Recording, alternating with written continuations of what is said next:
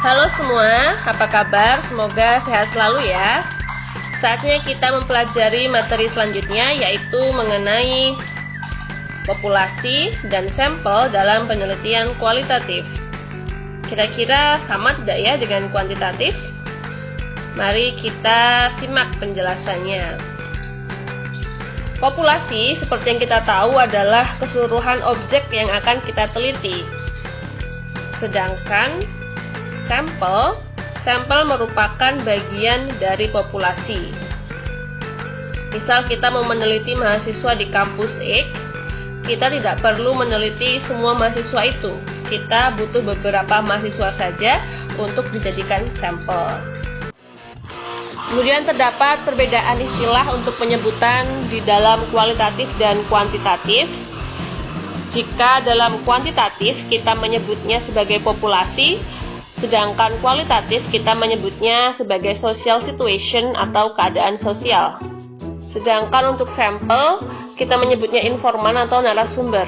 Jadi ringkasnya, kalau kuantitatif menyebutnya responden, kalau kualitatif menyebutnya narasumber atau informan. Begitu ya.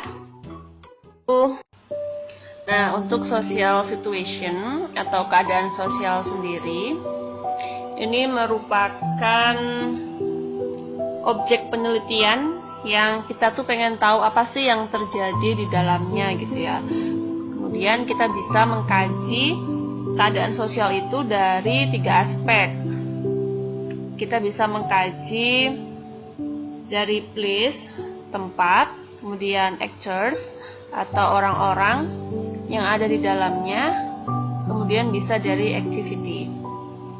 Jadi misalkan social situation kita itu kampus, maka kita bisa meneliti dari aspek tempat atau place, kemudian actors, orang-orang yang berada di lingkungan itu, dan kegiatannya atau activity.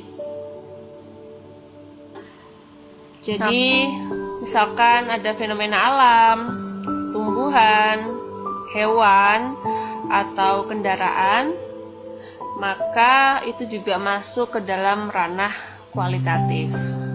Kemudian ketika si peneliti sudah masuk ke dalam keadaan sosial tertentu, misal di sini si peneliti menjadikan kampus gitu ya sebagai social situation-nya, maka langkah pertama harus melakukan observasi dulu.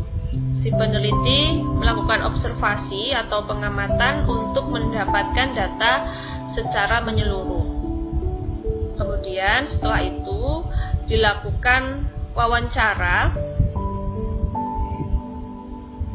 untuk menggali data secara mendalam.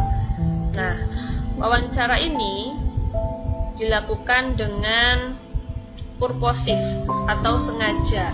Maksudnya si narasumber atau orang yang kita wawancara itu dipilih berdasarkan kriteria yang kita buat. Jadi nggak sembarangan ngambil orang untuk diwawancarai. Dan setelah itu, ketika sudah mendapatkan hasil, si peneliti mulai menginterpretasikan hasilnya. Kemudian untuk teknik pengambilan sampel, ini sudah pernah kita bahas ya di penelitian kuantitatif lalu. Kalau di penelitian kuantitatif kita memakai probability sampling, sedangkan dalam kualitatif kita memakai non-probability sampling. Probability itu kan peluang ya, jadi samplingnya tidak semua mempunyai peluang yang sama.